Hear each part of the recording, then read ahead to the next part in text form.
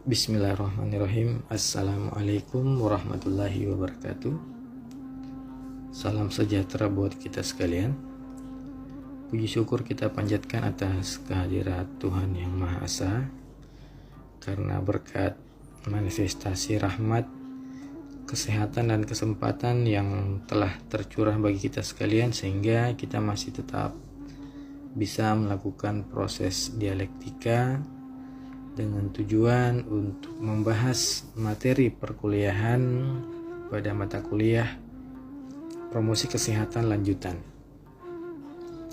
Di kesempatan kali ini, topik yang akan kita bahas nantinya adalah mengenai advokasi dalam promosi kesehatan. Untuk mempersingkat waktu, kita akan masuk pada materi pembahasan yang terdapat di slide. Silakan membuka slide kedua mengenai peran advokasi dalam promosi kesehatan. Mungkin sebagian dari kita punya pertanyaan, apa sih substansi belajar advokasi dalam ilmu promosi kesehatan atau kesehatan masyarakat? Relevansinya di mana? Apa fungsi kita belajar advokasi? Nah, kita akan jawab pertanyaan itu pada slide kedua. Jadi ada tiga hal yang mendasari kenapa kita harus belajar mengenai advokasi. Yang pertama adalah mengenai strategi global yang dicetuskan oleh Organisasi Kesehatan Dunia WHO pada tahun 1984. Strategi global ini menyebutkan bahwa untuk meningkatkan derajat kesehatan masyarakat, khususnya dalam disiplin ilmu promosi kesehatan, maka salah satu strategi yang harus dilakukan adalah melakukan advokasi atau menjembatani. Saya sebutkan satu persatu dulu, nanti kita akan coba bahas dan menguraikan secara lebih detail lagi. Yang kedua, hal ini dijelaskan juga dalam Piagam Ottawa oleh Organisasi Promosi Kesehatan Dunia yang pertama kali dicetuskan di Kongres pertama di Kanada pada tahun 1986. Dari 5 kesepakatan di Piagam Ottawa itu, di poin pertama menyebutkan pembangunan kebijakan berwawasan kesehatan. Itu strategi yang pertama. Kalau dalam bahasa asingnya disebut Build Health Public Policy, pembangunan kebijakan berwawasan kesehatan. Jadi katanya, untuk meningkatkan derajat kesehatan masyarakat, khususnya pada disiplin ilmu promosi kesehatan, seorang promotor kesehatan harus punya strategi, yaitu membangun kebijakan yang berwawasan kesehatan. Itu yang kedua. Dan yang ketiga adalah ketika kita berbicara mengenai 8 kompetensi dasar yang harus dimiliki oleh seorang tenaga kesehatan masyarakat, salah satu kompetensi yang berkaitan dengan advokasi adalah di poin kedua, yaitu mengembangkan dan merancang kebijakan program kesehatan. Jadi katanya seorang tenaga kesehatan masyarakat itu, seorang anak kesmas, salah satu kompetensinya harus mampu mengembangkan dan merancang sebuah kebijakan pada program kesehatan. Jadi itu 3 landasan yang punya relevansi mengapa kita harus belajar advokasi dalam promosi kesehatan. Next, pada slide ketiga kita masuk pada pengertian. Yang pertama, saya akan membahas mengenai pengertian secara etiologi atau secara bahasa. Advokasi secara bahasa itu berasal dari kata advokat, yang ketika kita terjemahkan dalam bahasa Indonesia itu disebut sebagai pengacara. Pengacara ini tentunya sudah bukan kata yang asing lagi di telinga kita ya, pengacara. Ketika kita berbicara pengacara, kita berbicara tugas dari pengacara. Apa sih tugas dari pengacara itu? Ya tidak lain dan tidak bukan, pengacara itu tugasnya adalah melakukan pembelaan kepada klien.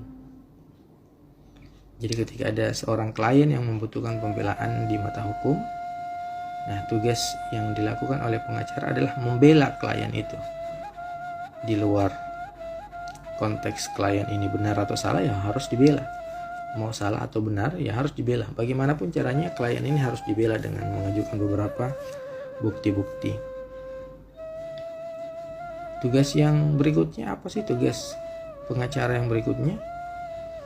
Ya, tugasnya adalah meyakinkan para pengambil kebijakan agar pengambil kebijakan tersebut mengambil keputusan yang menguntungkan si klien. Jadi kalau berbicara pada aspek hukum, kalau kita berbicara analogi persidangan hukum ya, meja hijau, siapa yang menjadi pengambil kebijakan adalah hakim. Ya, hakim. Jadi di mana peran pengacara adalah bagaimana meyakinkan hakim agar nantinya hakim pada saat mengambil keputusan itu bisa menguntungkan si klien. Siapa kliennya adalah orang yang dibela. Kan gitu ya. Nah sekarang ketika berbicara tentang kesehatan masyarakat, nah secara tidak langsung ketika berbicara tentang strategi dari promosi kesehatan atau tugas dan fungsi promotor kesehatan juga harus punya keahlian layaknya pengacara, harus punya keahlian mengadvokasi, punya keahlian untuk membela, melakukan pembelaan kepada klien. Siapa yang menjadi kliennya? Tidak lain dan tidak bukan adalah masyarakat itu sendiri. Jadi yang menjadi klien kita adalah masyarakat yang membutuhkan pembelaan. Masih di slide ketiga, kita berbicara pengertian secara terminologi atau secara bahasa. Apa yang dimaksud dengan advokat atau pengacara? Apa yang dimaksud dengan advokasi adalah suatu pendekatan yang dilakukan kepada pengambil kebijakan atau decision maker agar pengambil kebijakan tersebut mau mengeluarkan keputusan yang berpihak pada klien. Ini sudah saya bahasakan tadi di awal. Atau bisa juga pengertian advokasi itu adalah suatu kegiatan yang dilakukan seseorang, individu atau kelompok untuk mendesak terjadinya perubahan sosial atau social movement. Kegiatan yang dilakukan oleh seseorang untuk mendesak terjadinya perubahan sosial secara bertahap melalui serangkaian perubahan kebijakan publik.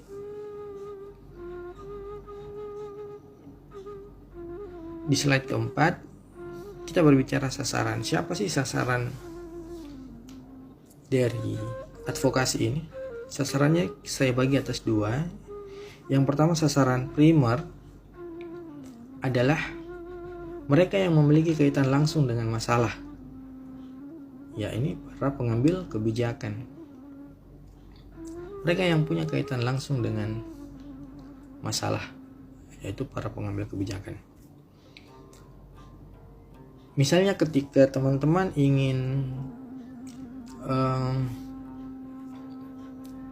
melakukan proses advokasi tentang penerapan kawasan tanpa rokok misalnya di Fakultas Kesehatan Masyarakat, ingin mengeluarkan sebuah aturan tentang kawasan tanpa rokok.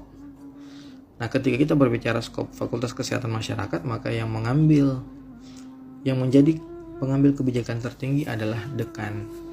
Nah, dekan inilah yang disebut sebagai sasaran primer ketika skop yang kita maksud adalah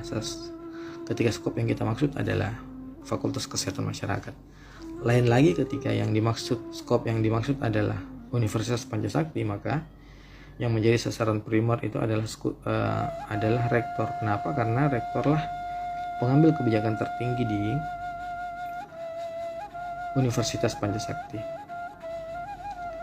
Analogi ini bisa kita tarik keluar ya, misalnya ketika kita mengambil skop desa yang menjadi pengambil kebijakan tertinggi, berarti kepala desa.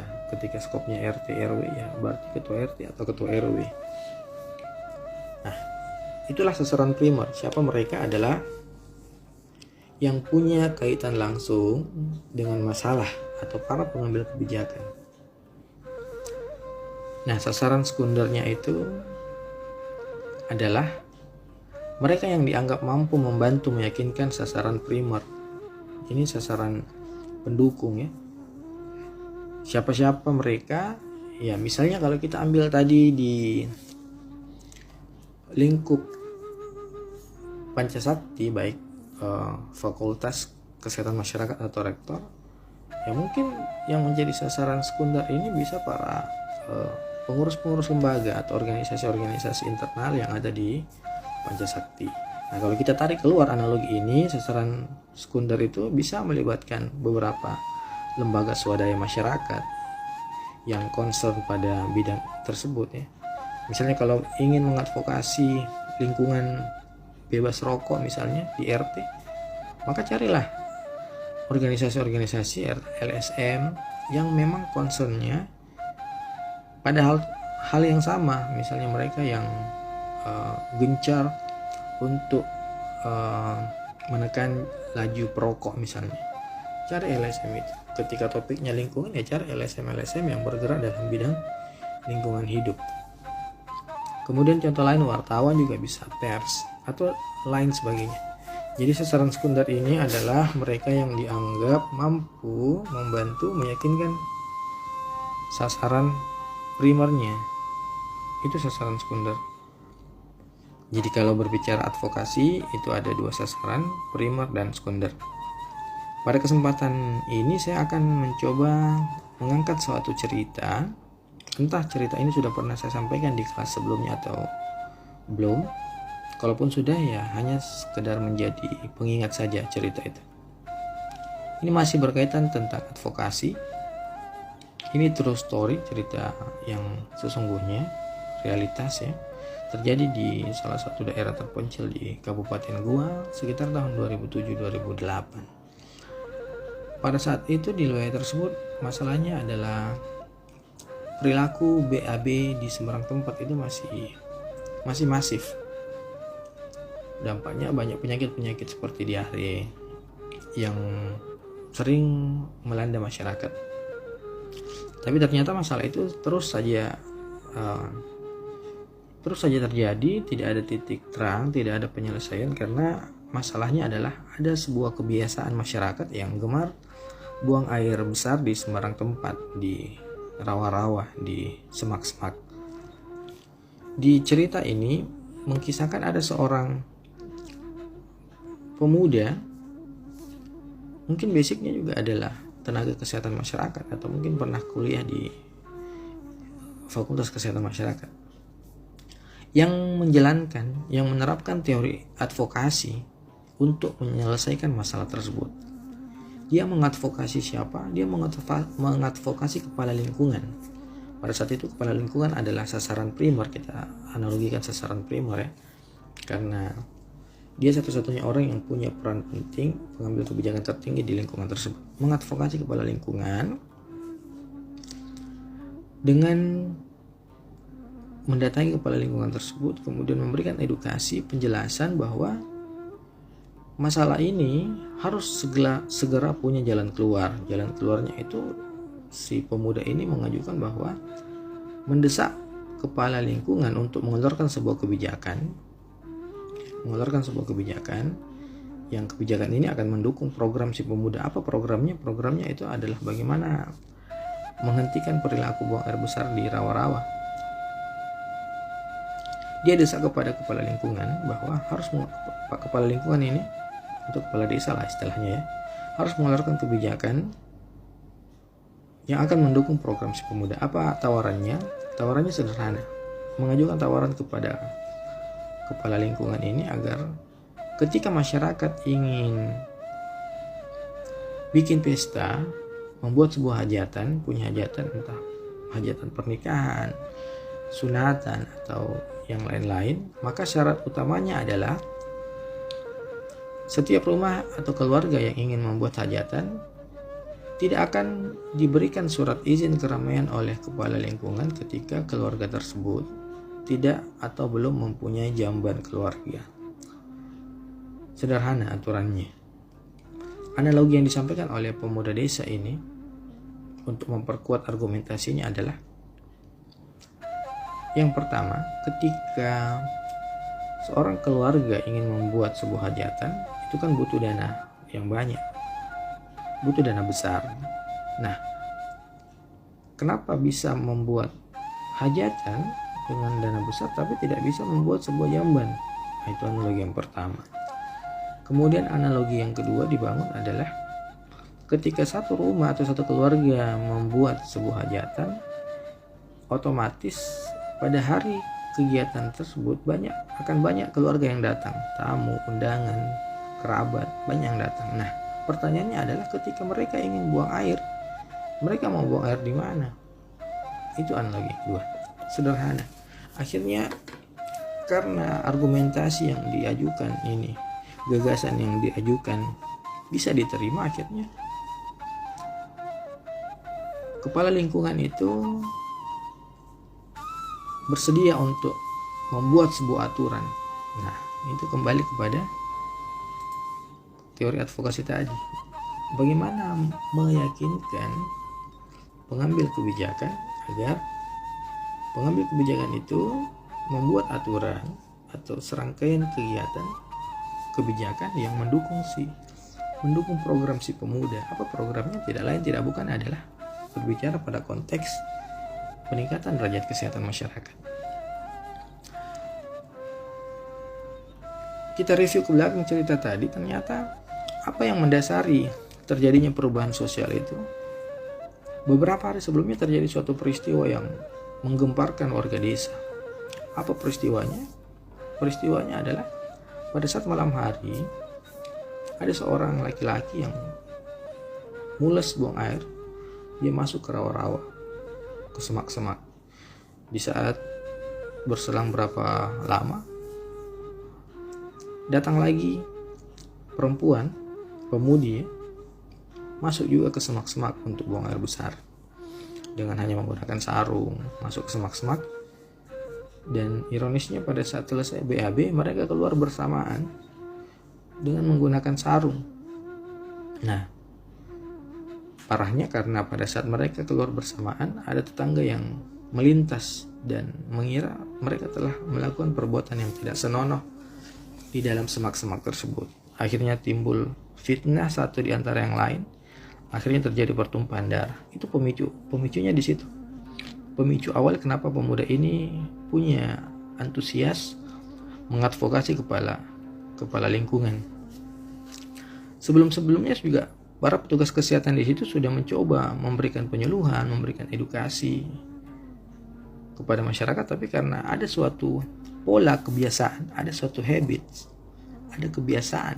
Kebiasaan ini kan susah untuk dirubah. Sama dengan perokok itu susah, perilaku merokok itu susah dihentikan, susah dirubah karena kenapa? Ada sebuah kebiasaan. Walaupun para perokok ini tahu dampak buruk merokok, perilaku tidak akan berubah seketika. Karena apa? Karena terjadi kebiasaan, ada habits yang terbangun, ada kebiasaan yang terbangun dari perilaku tersebut. Nah, entah cerita ini pernah saya sampaikan atau tidak, saya tetap mengangkat cerita tersebut karena masih berkaitan dengan teori yang kita bahas. Itulah ketika kita berbicara sasaran, ada sasaran primer, ada sasaran sekunder. Jadi ketika berbicara prinsip advokasi di slide kelima, ada tiga bentuk prinsip advokasi ini. Yang pertama, dia bernuansa agitasi. Nuansanya agitasi itu kurang lebih kalau seorang tenaga kesehatan masyarakat kita misalnya sebagai seorang tenaga promotor kesehatan mengadvokasi kepada pengambil kebijakan dengan tujuan untuk mendorong terjadinya kebijakan publik. Jadi kurang lebih kebijakannya belum ada, aturannya belum ada, ya. Kita melakukan advokasi untuk mendorong pengambil kebijakan itu untuk membuat sebuah regulasi. Ya contohnya misalnya seperti cerita yang dibahas tadi. Jadi belum ada aturannya, belum ada regulasinya, kita dorong untuk dibuatkan regulasi. Itu nuansanya agitasi. Yang kedua, nuansanya sedikit persuasi. Persuasi itu lebih bersifat personal. Ini terjadi ketika seorang advokat, seseorang yang ingin mengadvokasi melakukan proses advokasi dengan tujuan untuk memberikan semangat dukungan. Memberikan semangat di sini konteksnya adalah biasanya ini terjadi ketika sudah ada aturan, sudah ada regulasi, ya, tapi belum diterapkan. Misalnya kita ambil contoh misalnya seperti tadi, kawasan tanpa rokok. Kawasan tanpa rokok ini ketika kita berbicara peraturan menteri itu sudah ada, regulasinya sudah ada. Menteri sudah menjelaskan bahwa ada beberapa hal yang harus diterapkan KTR ini seperti rumah ibadah, sarana pendidikan, ya. Sarana pendidikan seperti ya mulai dari taman kanak-kanak sampai tingkat universitas, ya, institusi pendidikan. Sarana ibadah, masjid, gereja, pura, vihara. Sarana umum seperti bandara, pelabuhan, ya, dan lain-lain. Ada beberapa tempat. Nah, peraturan menteri ini sudah diturunkan ke masing-masing daerah, ya. Ada daerah yang mau melaksanakan, ada daerah yang belum, ya. Misalnya ketika berbicara pemerintah Kota Makassar itu sudah ada juga regulasi tentang itu, tapi dikembalikan lagi kepada para pengelola tempat-tempat umum ini, baik sarana ibadah, sarana kesehatan, sarana pendidikan. Nah, kita ambil contoh Pancasakti atau Universitas Pancasakti atau universitas dimanapun yang teman-teman lihat. Ini ketika kita merujuk pada aturan sentral, aturan Menteri Kesehatan, ini kan sudah jelas bahwa kampus itu salah satu tempat yang wajib menerapkan KTR, ya, kawasan tanpa rokok. Nah, substansi KTR ini kan adalah bagaimana melindungi, membela para perokok pasif, ya, membela hak-hak perokok pasif, orang yang tidak merokok untuk mendapatkan udara yang sehat. Ini substansinya sebenarnya di situ, makanya harus diatur regulasi itu. Nah, misalnya di institusi pendidikan, ini kita lihat, ambil contoh misalnya Universitas A atau Pancasakti, misalnya kita mengambil Pancasakti sebagai sampel. Apakah Pancasakti ini sudah menerapkan kawasan tanpa rokok, sudah memperlakukan aturan kawasan tanpa rokok?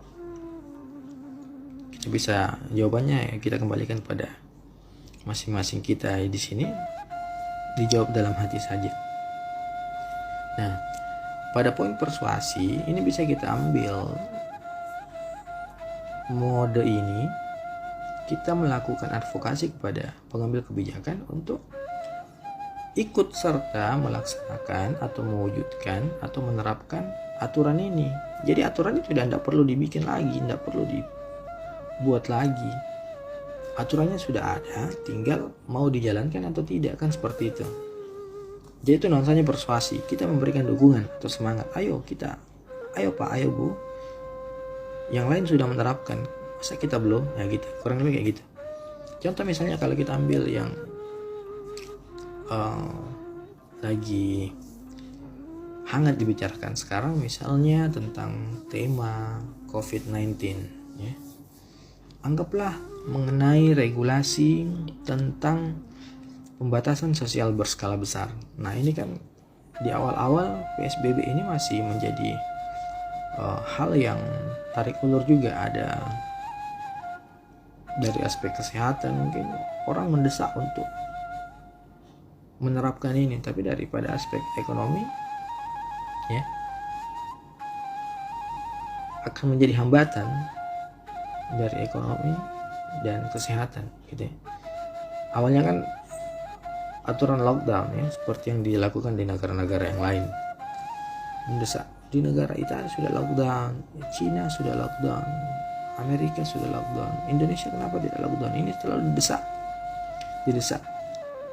didesak dari para ahli-ahli kesehatan yang kepentingannya adalah bagaimana berpihak pada kesehatan masyarakat, mendesak untuk melakukan lockdown. Tapi pada kelompok yang mementingkan atau yang masih mempertimbangkan pada aspek ekonomi itu kan akan berpikir untuk melakukan lockdown. Nah, makanya jalan tengahnya adalah melakukan pembatasan sosial berskala besar. Nah, ini pun pembatasan sosial berskala besar di beberapa daerah masih menjadi kontroversi juga. Ada yang ingin melaksanakan, ada yang tidak ingin melaksanakan. Kita tarik analogi ini, PSBB ini ke Sulawesi Selatan. Nah, Sulawesi Selatan awalnya tidak ingin melaksanakan PSBB ini dengan pertimbangan anjuran gubernur bahwa Sulsel ini lumbung padi. Jika Sulsel ini PSBB maka sektor ekonomi kita tidak akan sulit untuk mengembangkan sektor ekonomi pada wilayah agropolitan, pada wilayah pertanian, karena di Sulawesi Selatan ini lumbungnya padi untuk daerah-daerah luar dari Sulawesi Selatan seperti Jawa. Jadi suplai kita untuk padi itu lebih besar ke mereka. Makanya ketika diberlakukan PSBB maka otomatis dampaknya pada sektor ekonomi. Tapi karena desakan untuk membela para masyarakat Sulsel agar tidak banyak menjadi korban dari COVID ini, maka diberlakukanlah PSBB. Anggaplah misalnya yang pertama Makassar memberlakukan PSBB. Nah, kita ambil analogi berikutnya Goa. Nah, Goa ini adalah contoh Kabupaten Goa ya. Contoh ketika kita melakukan model persuasi dengan cara ya misalnya begini. Kita memberikan semangat kepada Bupati Goa. Ayo Pak Bupati Goa, kita juga harus melaksanakan PSBB. Makassar kan sudah, sekarang Goa juga harus PSBB. Nah, itu kurang lebih.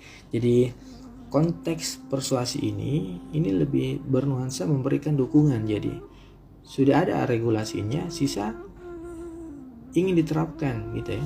Beda dengan yang pertama, belum ada regulasi, jadi kita bikin regulasi baru.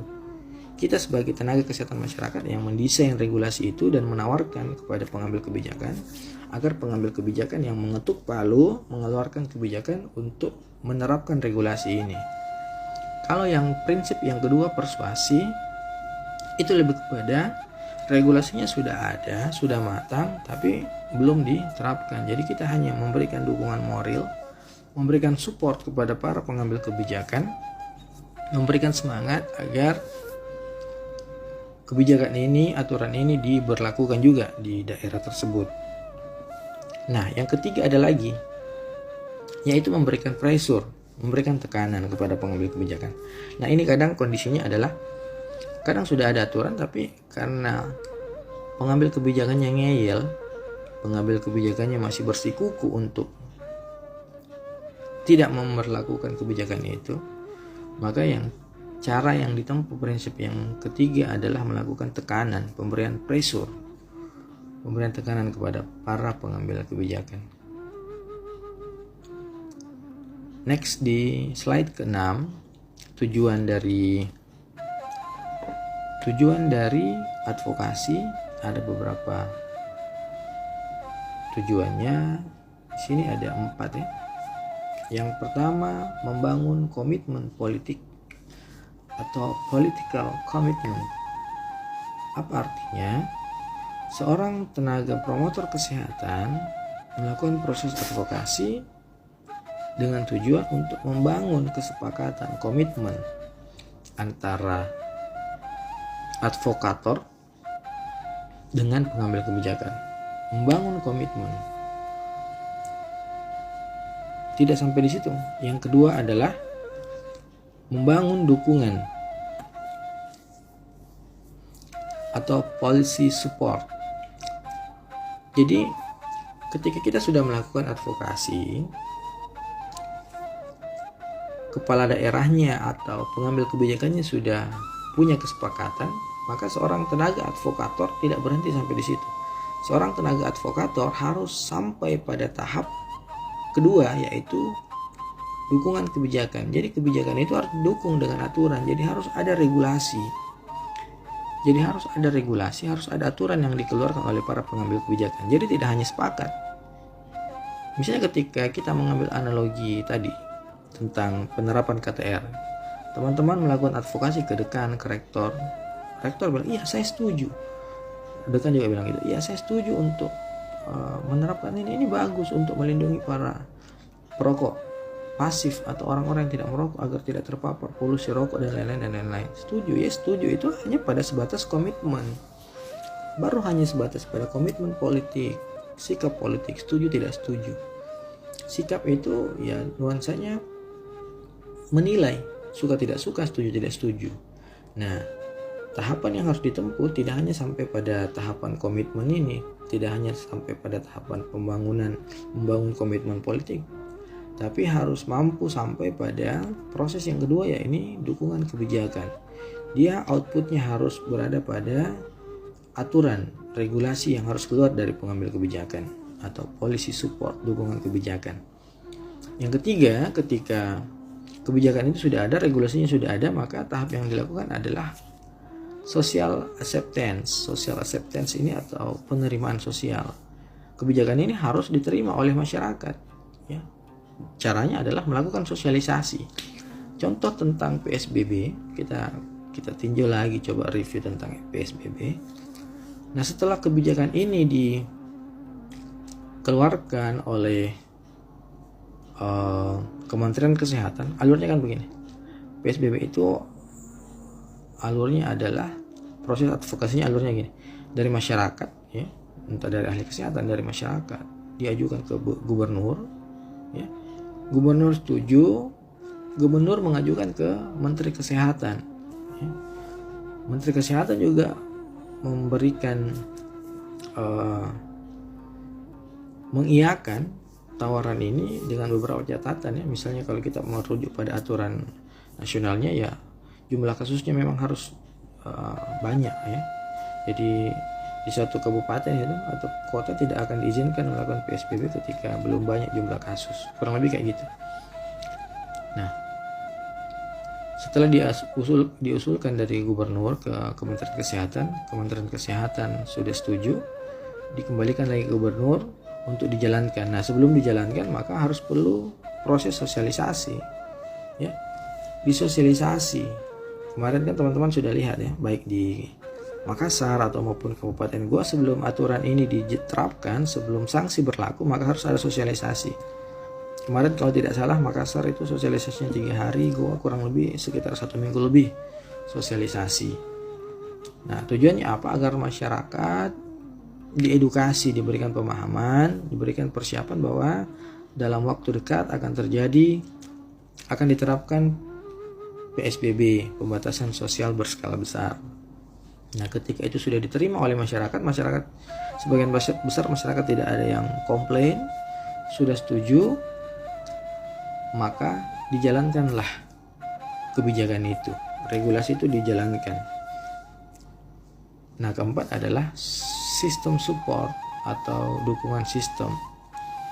Jadi untuk bisa mempermudah berjalannya sebuah regulasi kebijakan, maka dibutuhkan dukungan semua sistem, bukan hanya dari elemen masyarakat, elemen pemerintah, tapi juga swasta dan lain-lain. Coba kita lihat di analogi PSBB. Ketika pengusaha tidak bekerja sama, ketika swasta tidak bekerja sama, masyarakat lebih-lebih, maka kebijakan itu walaupun aturannya bagus, aturannya ketat, ya susah juga untuk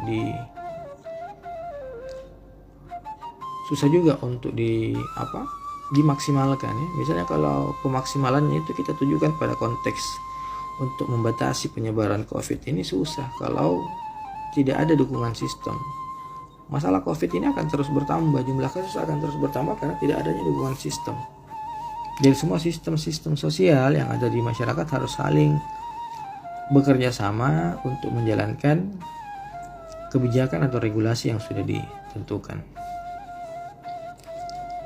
Next, di slide ke-7 kita berbicara tentang apa sih metode yang harus dilakukan dalam melakukan ditempuh dalam melakukan proses advokasi. Yang pertama tadi ya, seperti di tujuannya, prinsipnya ya, persuasi atau lobby politik. Itu yang paling umum, yang paling lazim adalah mendatangi para pengambil kebijakan untuk melakukan persuasi, melakukan lobby politik. Yang kedua, bisa juga melalui seminar atau persentase.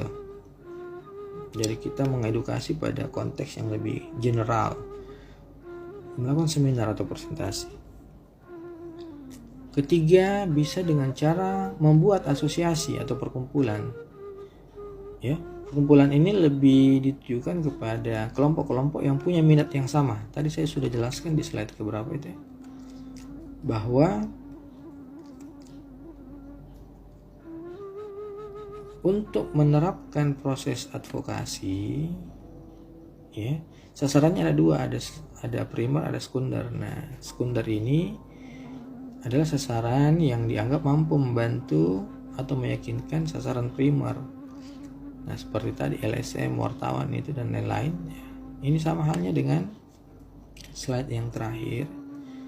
Di metode itu perkumpulan, kita cari kelompok-kelompok yang punya visi misi yang sama tentang kita. Ketika isunya lingkungan, ya cari kelompok-kelompok LSM atau organisasi massa yang punya visi yang sama, visi lingkungan.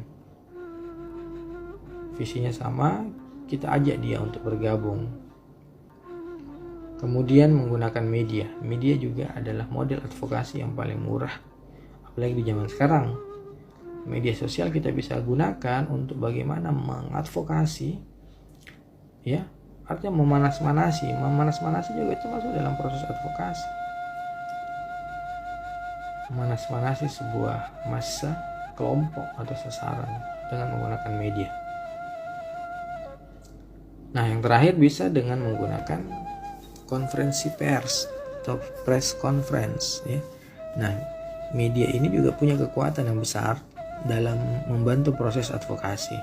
Nah, terkadang kecenderungan pemerintah kita itu takutnya sama media.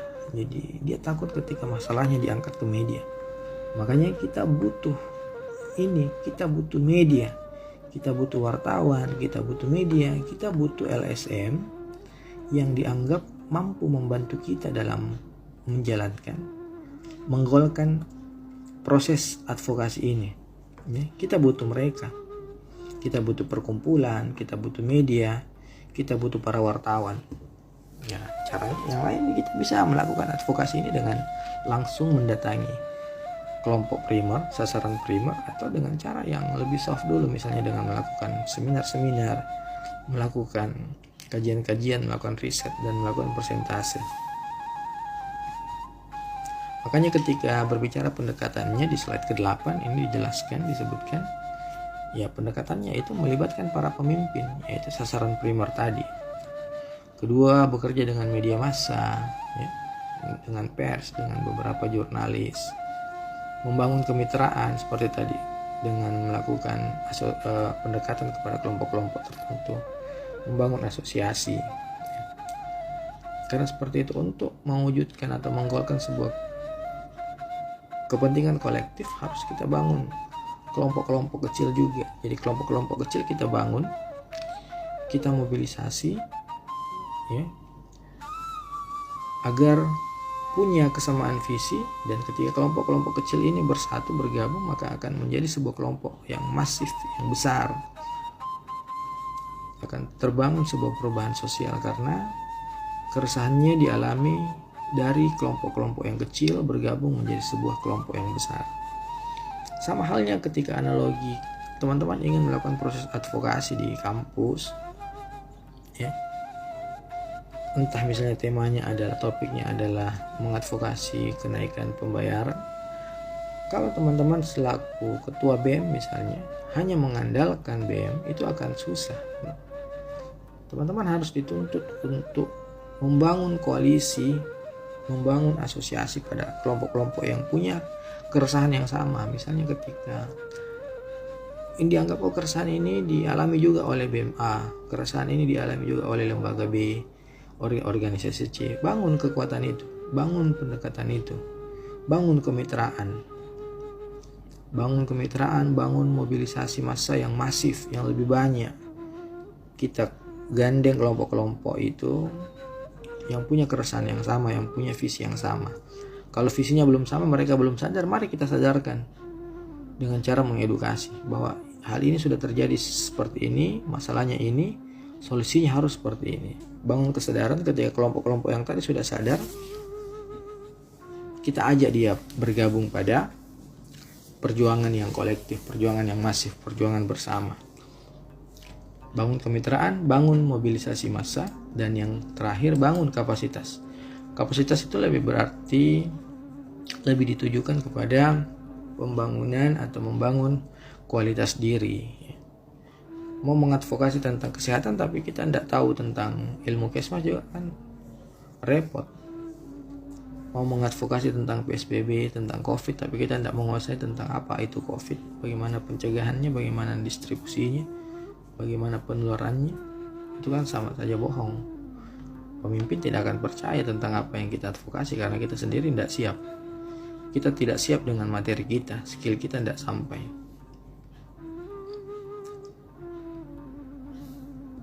Itu ya di pendekatan. Kemudian kita masuk pada tahapan advokasi. Saya bagi atas tahap persiapan. Yang pertama, tentukan dulu sasarannya. Tadi sudah dijelaskan sasarannya yang mana ini. Temanya apa, isunya apa, sasarannya siapa. Apakah kita mau langsung ke sasaran primer atau mau membangun dulu, mentargetkan sasaran sekunder? Tentukan sasarannya. Kemudian siapkan rasa percaya diri. Nah ini juga yang harus penting. Kita harus pede, percaya diri. Bukan penuh daki ya. Pede, percaya diri. Ini yang paling penting, karena kalau kita tidak percaya diri, kita akan mudah diobok-obok ketika melakukan proses advokasi. Masuk ke puskesmas misalnya, ini paling sering terjadi. Misalnya mungkin di PBL atau di KKP. KKP ini paling banyak terjadi. Masuk ke atau tidak usah KKP jauh ya, PBL dulu. Datang ke PBL di kampungnya orang, masuk ke puskesmas, ketemu sama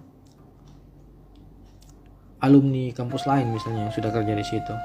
Nah karena tidak percaya diri, akhirnya malah peserta PBL-nya yang diceramahi oleh petugas-petugas puskesmas. Kan biasanya gitu, banyak petugas puskesmas yang tahu juga ilmunya sudah basi, sudah tidak pernah di-upgrade, tapi karena merasa lebih dulu kerja di instansi kesehatan, lebih tahu masalah kesmas, jadi anak PBL-nya yang seolah dianggap sebelah mata, padahal belum tentu. Padahal bisa jadi anak PBL ini karena masih mengupdate ilmu pengetahuan, ya, masih belajar, masih sekolah, masih kuliah, ilmu pengetahuannya masih lebih banyak, jauh lebih banyak dibandingkan yang sudah selesai berapa tahun yang lalu. Nah kalau ini tidak kita bisa bangkitkan, ini agak susah untuk melakukan proses advokasi. Belum lagi kalau kita teman-teman masuk ke rumah Pak Desa, ke camat, lurah, ini kalau tidak pede susah. Jangankan mau mengadvokasi, ngomong saja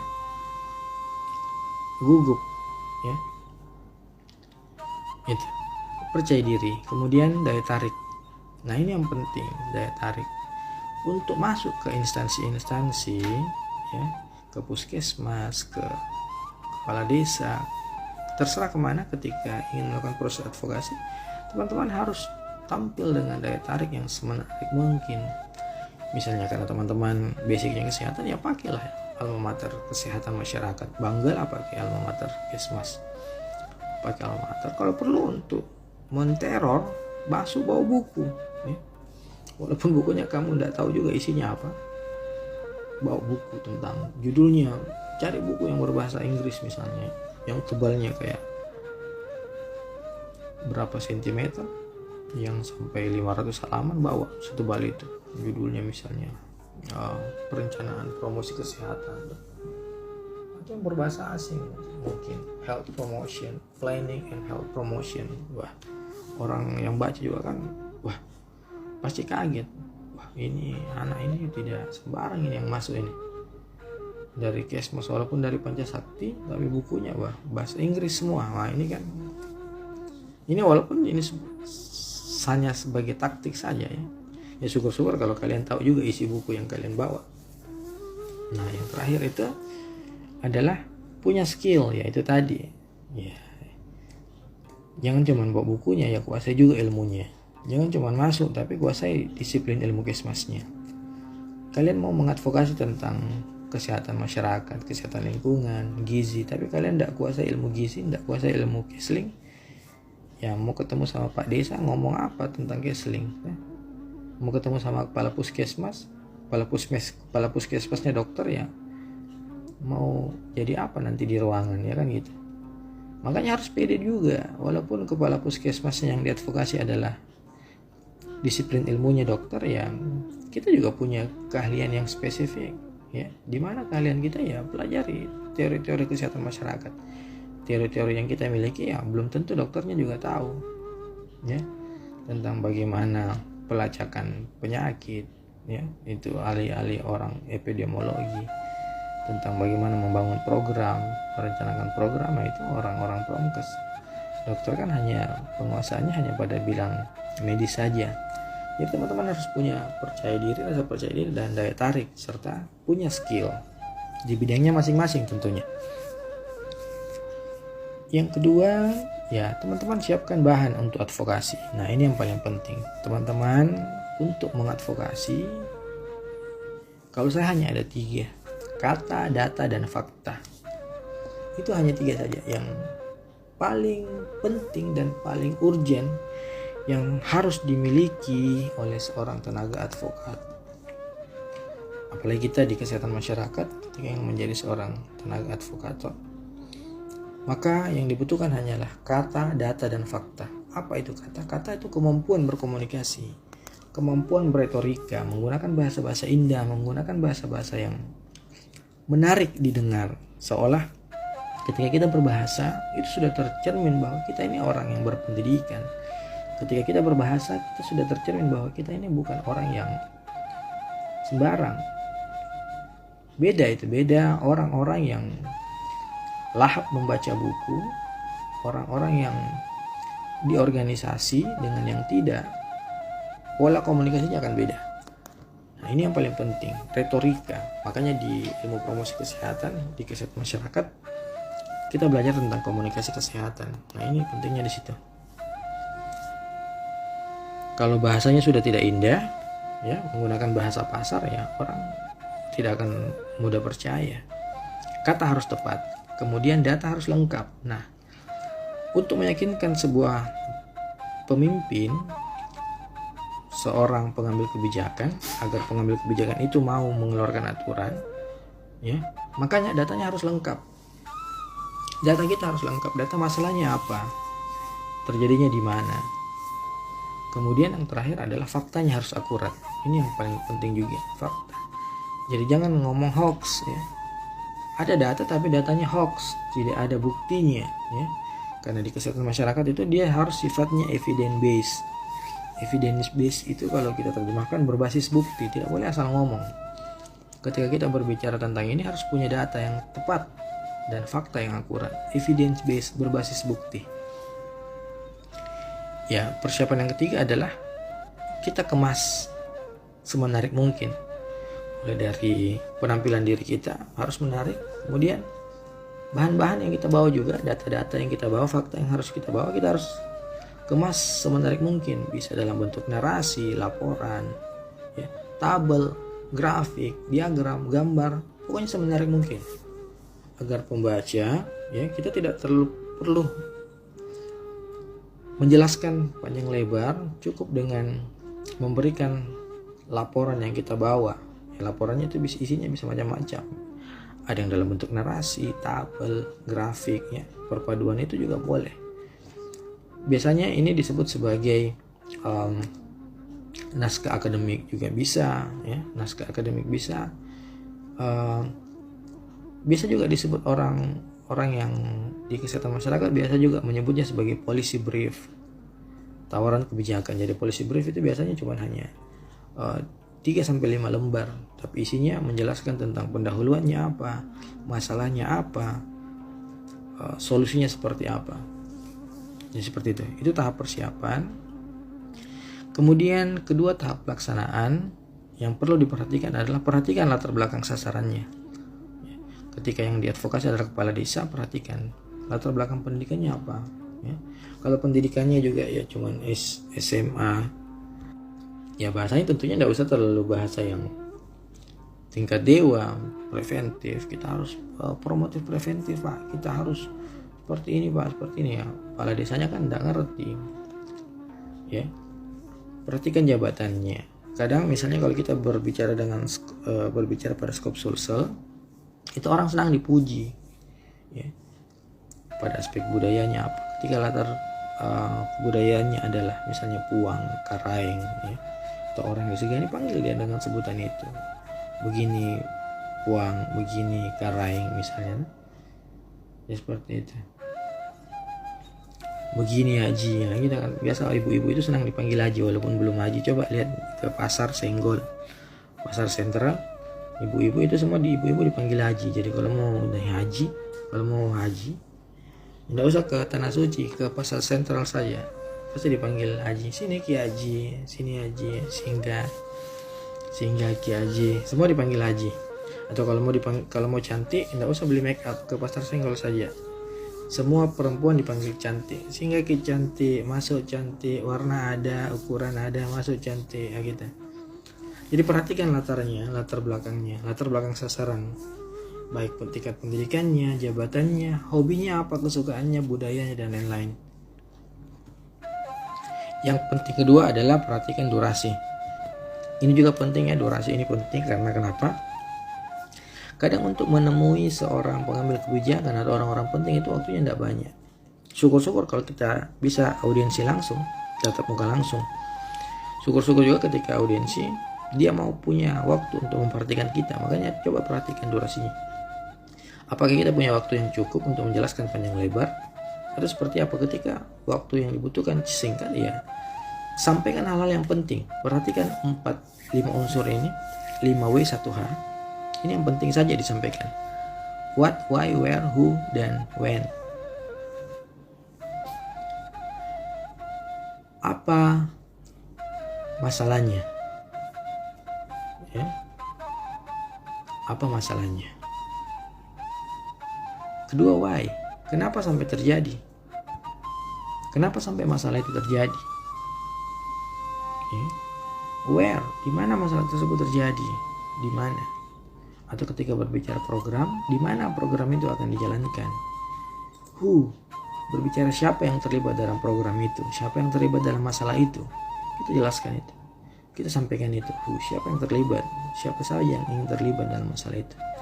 When, kapan kejadian itu, kapan masalah itu terjadi, sejak kapan masalah itu terjadi. Atau ketika berbicara programnya, kapan program ini akan dilaksanakan, sebaiknya kapan, gitu. Dan yang terakhir adalah how, bagaimana cara melaksanakan program itu, solusinya bagaimana. Ya itu saja yang perlu disampaikan. 5W1H, ingat 5W1H. What, why, where, who, when, dan how. Apa, kenapa, di mana, siapa, kapan pelaksanaannya. Bukan apa, kenapa, bagaimana, sama siapa, semalam berbuat apa. Apa masalahnya, kenapa sampai masalah itu terjadi, di mana masalah tersebut terjadi, atau di mana program itu akan dilaksanakan, siapa yang terlibat dalam masalah tersebut, atau siapa yang terlibat dalam program itu, kapan masalahnya terjadi, sejak kapan masalahnya terjadi, atau sejak kapan pelaksanaan programnya akan diwujudkan. Dan yang terakhir, H adalah bagaimana cara menjalankan program itu. Kita memberikan penjelasan, memberikan edukasi agar orang pengambil kebijakan itu tidak perlu memikirkan lagi apa yang harus dia jalankan. tidak perlu memikirkan lagi apa yang harus dia jalankan, cukup mengeluarkan kebijakan karena aturan-aturannya, konsepnya sudah ada sama kita, sudah jelas. Jadi pengambil kebijakannya cukup tanda tangan, stempel, ketuk palu, selesai. Selebihnya secara teknis kita yang jalankan, gitu. Ketiga adalah evaluasi. Evaluasi yang penting, buat deadline. Kita evaluasi kapan bisa, ya. Ketika kita berbicara siapa yang mau terlibat, apakah kepala desanya sendiri atau mungkin sekretaris desanya, atau ada rekomendasi kelompok yang dia tawarkan untuk bekerja sama, ya kita buat deadline kapan kita bisa bertemu dengan mereka atau kapan bisa melaksanakan, ya. Atau kapan ketika belum setuju kepala desanya atau orang yang diadvokasi belum setuju atau belum mengerti karena waktunya tadi pendek, ya buat deadline kapan bisa ketemu ulang untuk melakukan advokasi atau melakukan audiensi berikutnya. Makanya yang perlu diperhatikan di slide ke-11 adalah sifat argumentator itu. Yang pertama, kredibel. Kredibel itu bisa dipercaya, ya. Bisa dipercaya. Kemudian apa yang ditawarkan harus visible. Visible itu memungkinkan untuk dikerjakan, ya. Jangan menyampaikan program yang mustahil untuk dikerjakan, jangan. Itu tidak visible, tidak bisa diukur, tidak mungkin, ya. Orang kalau menawarkan program yang bertele-tele juga akan berpikir, mustahil ini kita jalankan, bagus kita pasrah. Nah itu. Jadi tawarkan sesuatu yang kiranya visible, memungkinkan untuk dikerjakan. Kemudian relevan, artinya apa yang kita tawarkan sesuai dengan konteks masalahnya, ya. Apa yang kita tawarkan sesuai dengan konteks masalahnya, ya. Misalnya kalau COVID-19, ya, masalahnya adalah distribusi penyakit ini semakin hari semakin banyak, itu akibat pertukaran dari individu yang satu dengan individu yang lain, dari kelompok-kelompok yang berkumpul. Nah makanya yang relevan dengan itu adalah melakukan social distancing, jaga jarak, nah, gitu ya, di rumah saja. Itu kan relevan dengan masalahnya. Dan yang paling terpenting agar argumentasi itu bisa diterima dengan cepat adalah keurgensian dari masalah itu. Apa sih nilai penting untuk dilakukan kebijakan ini, ya. Seperti analogi yang pertama tadi tentang jamban keluarga. Urgensinya itu bukan karena masalah penyakit, karena itu selalu di awal selalu disampaikan oleh petugas kesehatan, masalah diare dan lain-lain, masalah penyakit, sehingga harus setiap keluarga harus membangun WC keluarga, jamban keluarga. Urgensi awalnya di situ urgensinya, tapi karena belum diterima, maka ada kejadian, kebetulan ada kejadian yang sampai terjadi pertumpahan darah. Nah, akhirnya kejadian yang terakhir ini yang menjadi nilai vital, nilai urgensi yang paling substansial, sehingga kepala lingkungan itu dengan mudah mengeluarkan regulasi. Itu urgensinya di situ.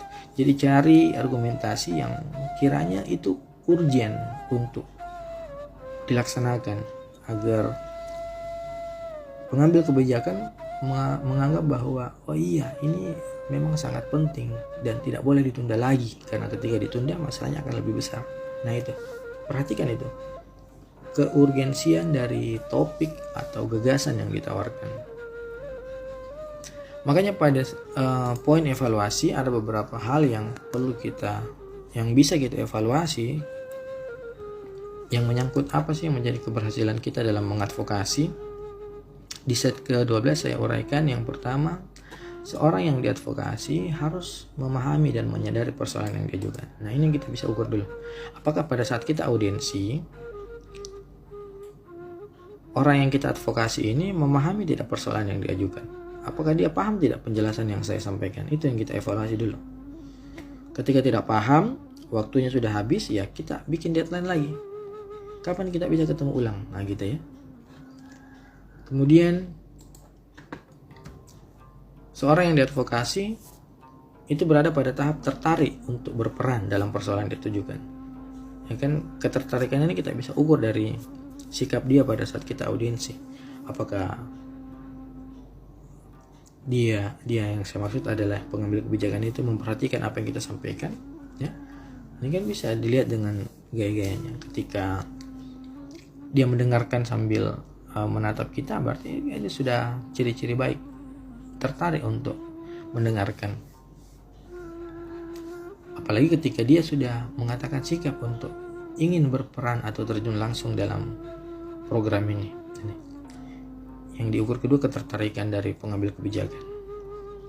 Kemudian yang ketiga adalah pengambil kebijakan itu sudah mau mempertimbangkan sampai mana dia bisa berperan. Yang ketiga itu, pengambil kebijakan ini sudah mau mempertimbangkan sejumlah pilihan atau kemungkinan dia dalam berperan. Jadi kita selaku tenaga advokator dalam menawarkan program, khususnya untuk mengajak pengambil kebijakan itu untuk berperan, kita bisa menawarkan dia beberapa pilihan. Apakah dia bisa membantu kita dalam hal pendanaan, atau ketika dia tidak punya uang, dia bisa membantu kita dalam sumbangsi tenaga, boleh. Atau ya paling tidak membantu kita dalam mengeluarkan tanda tangan gitu kan. Cukup dia bertanda tangan pada undangan yang kita bikin, yang kita buat. Nah, itu kan juga sudah peran. Apakah dia sudah mau mengeluarkan regulasi, kemudian terjun langsung juga, dan mengeluarkan juga modal. Nah, itu lebih bagus lagi ya. Jadi di tahap ketiga ini kita ukur apakah si pengambil kebijakan ini sudah mau mempertimbangkan beberapa kemungkinan dalam berperan. Apakah dia hanya sebatas setuju dengan membantu kita mengeluarkan regulasi, atau dia juga setuju dengan mau terjun langsung, dan dia juga setuju dengan mau membantu kita secara material. Yang keempat, menyepakati satu pilihan atau menyepakati semua pilihan yang kita tawarkan. Ya seperti yang saya bilang tadi, sudah mau membantu mengeluarkan regulasi, mau bertanda tangan, membantu kita juga di proposal, mau juga turun langsung. Nah, itu menyepakati beberapa pilihan.